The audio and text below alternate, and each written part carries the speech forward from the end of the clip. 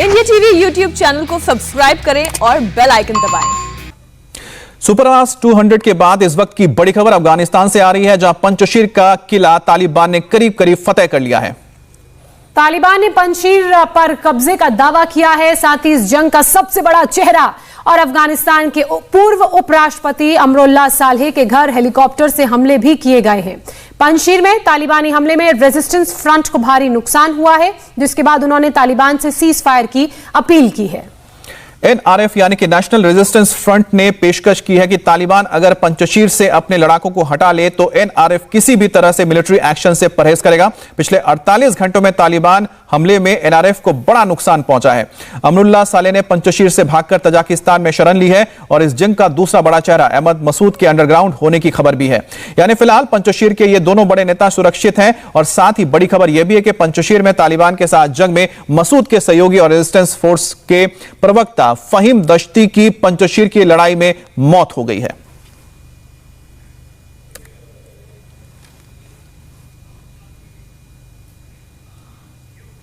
इस वक्त की एक और बड़ी खबर, पाकिस्तानी खुफिया एजेंसी का चीफ फैज हमीद इस वक्त काबुल में ही है और वहीं पंजशीर में तालिबान के लड़ाकों और आतंकी संगठनों को डायरेक्शन दे रहा है।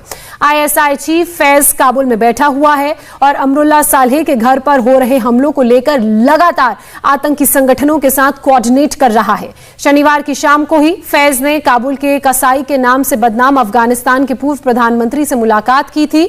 साथ ही फैज दूसरे आतंकी संगठनों से भी मिलकर ये साजिशें रच रहा है। और इस खबर पर ज्यादा जानकारी के साथ हमारे डिफेंस एडिटर मनीष प्रसाद हमारे साथ लाइव जुड़ चुके हैं। मनीष, एक तस्वीर सामने आई थी आईएसआई के फैज की और अब तो जो खबर सामने आ रही है वो बता रही है कि कितनी डीप इन्वॉल्वमेंट अफगानिस्तान में।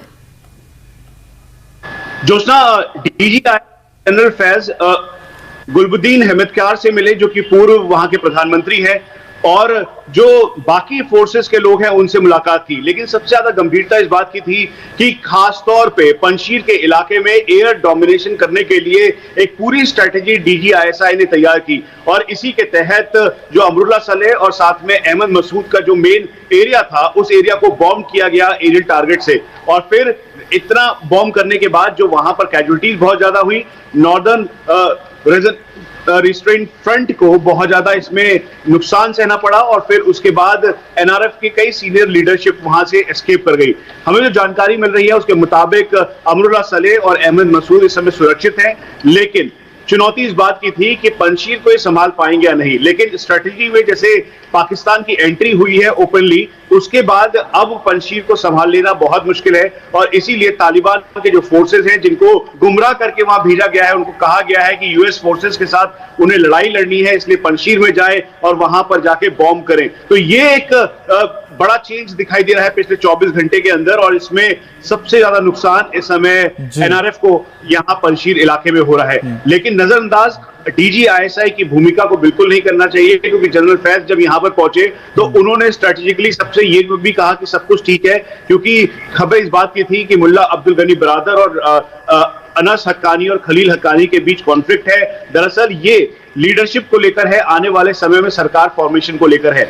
इसीलिए अहमदकार गुलबुद्दीन, उसके अलावा जो डॉक्टर अब्दुल्ला और हामिद करजई, इन सबसे भी लगातार बात की जा रही थी।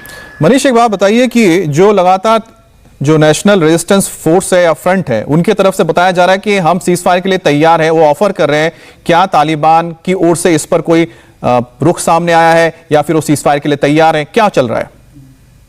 अमित, ये कहना बहुत मुश्किल है कि तालिबान अब इसे मानेगा या नहीं, क्योंकि डीजीआईएसआई की जो एंट्री हुई है, मतलब पाकिस्तान की इस समय अफगानिस्तान में जो एंट्री है, उसकी वजह से पंजशीर का जो फोर्ट है वो डाउनफॉल में है और इसीलिए वहां पे अग्रेसिव ऑपरेशंस तालिबान के द्वारा किए गए ताकि उस एरिया को पूरी तरीके से ध्वस्त किया जा सके। जो अंद्राव वैली है, फिजिकली तालिबान वहां प्रेजेंट है, लेकिन जो हेलीकॉप्टर्स है, अटैक हेलीकॉप्टर्स है, उनके जरिए जो अलग अलग ठिकाने हैं, जिसमें अमरुल्लाह सालेह का जो बेस था, उसके अलावा अहमद मसूद का बेस था, यहां पर बॉम्ब किया गया। तो इसीलिए अब पूरी तरह से गेंद तालिबान के पाले में है और तालिबान कहीं से भी इसमें सीज फायर पंजशीर के साथ करने को तैयार नहीं है, क्योंकि इंटरनेशनली उनको ये दिखाना है। फिलहाल जो भी हालात वहां पर ग्राउंड पर है मनीष, जो आप बता रहे हैं उसके हिसाब से अब जो तालिबान है वो अपर हैंड है उसके पास, इसीलिए अब उसे तय करना है कि आगे क्या वो सीज फायर करेगा या फिर वो पूरी तरह से पंजशीर से नामो निशान मिटा देगा एनआरएफ का। तालिबानी हमले में जनरल अब्दुल वदूद जरा भी मारा गया है और पंजशीर को छोड़कर अब तक तालिबानियों ने समूचे अफगानिस्तान पर पहले से कब्जा कर रखा था। लेकिन अब यह तय हो गया है कि पंजशीर भी अब तालिबानियों के कब्जे में आ चुका है। जंग के सभी बड़े चेहरे या तो अंडरग्राउंड हो गए हैं या पंजशीर छोड़कर भाग खड़े हुए हैं। और तो और पंजशीर को तालिबानियों के कब्जे से दूर रखने की खबर देश दुनिया तक पहुंचाने वाले रेजिस्टेंस फ्रंट ऑफ अफगानिस्तान के प्रवक्ता फहीम दश्ती की भी जंग में मौत हो गई है, जिसके बाद पंजशीर की जंग अब करीब करीब खत्म ही हो चुकी है। फहीम दश्ती की मौत की खबर देर रात खुद national resistance front of Afghanistan ने सोशल मीडिया पर साझा की।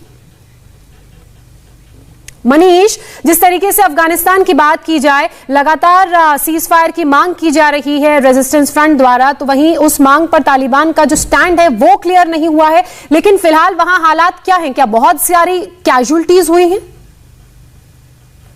एनआरएफ के द्वारा ये कहा गया कि तालिबान को बहुत ज्यादा कैजुअल्टी है, लेकिन ये 24 घंटे पहले की बात है। लेकिन कल जो 12 घंटे का समय था जिसमें एयर ऑपरेशंस किए गए DGISI के कहने पर, और फिर उसके बाद तालिबान ने इसे लीड किया, कोऑर्डिनेट किया, दरअसल इसके बाद पूरा का पूरा जो गेम है वो चेंज हो गया।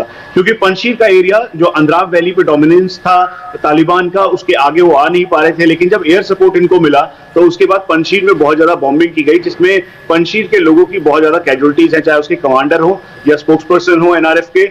उसके अलावा जो बाकी जो लीडरशिप थी कमांडोज की, वो भी इसमें बहुत बुरी तरह से जख्मी हुए और साथ में उनकी डेथ हुई। तो ये सब देखते हुए अब लगता है कि पंजशीर पूरी तरीके से जो एक किला था जिसको सोवियत यूनियन कब्जा नहीं कर पाया, लेकिन तालिबान ने उस एरिया को, उस किले को पूरी तरीके से ध्वस्त कर दिया है। और इसीलिए अमरुल्ला सलेह और साथ में अहमद मसूद, हमारी अमरुल्ला सलेह की जो बेटी है उनसे भी बात हुई, फोरा सलेह, उन्होंने कहा कि पिछले 12 घंटे से वो अपने पिता से बात नहीं कर पाई हैं क्योंकि वहां पे नेटवर्क नहीं है, कम्युनिकेशन नहीं है और इलेक्ट्रिसिटी नहीं है। तो ये एक बड़ा चेंज देखने को मिल रहा है, क्योंकि अभी जब भी ऐसा हुआ तो अमरुल्ला सलेह खुद सामने आए, उन्होंने कहा मैं बिल्कुल ठीक हूं और मेरी फोर्स यहां पर तालिबान का मुकाबला कर रही है। लेकिन पिछले 12 घंटे में बहुत कुछ बदल चुका है और पाकिस्तान का इंटरफेरेंस पब्लिकली सामने आ गया है। जोशना, बिल्कुल, पाकिस्तान का इंटरफेरेंस सामने आ गया है। ये वही तालिबान है जो पंजशीर के इलाकों में प्रवेश भी नहीं कर पा रहा था, और जैसे ही ISI के चीफ वहां पर पहुंचे तो स्ट्रैटेजिकली मजबूत तालिबान नजर आया।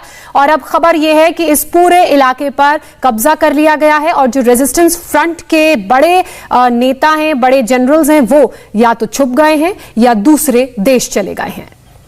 उत्तर प्रदेश के पूर्व राज्यपाल अजीज कुरैशी योगी सरकार पर विवादित बयान देकर मुश्किल में फंस गए हैं। पूरी खबर बताएंगे आपको एक छोटे से ब्रेक के बाद।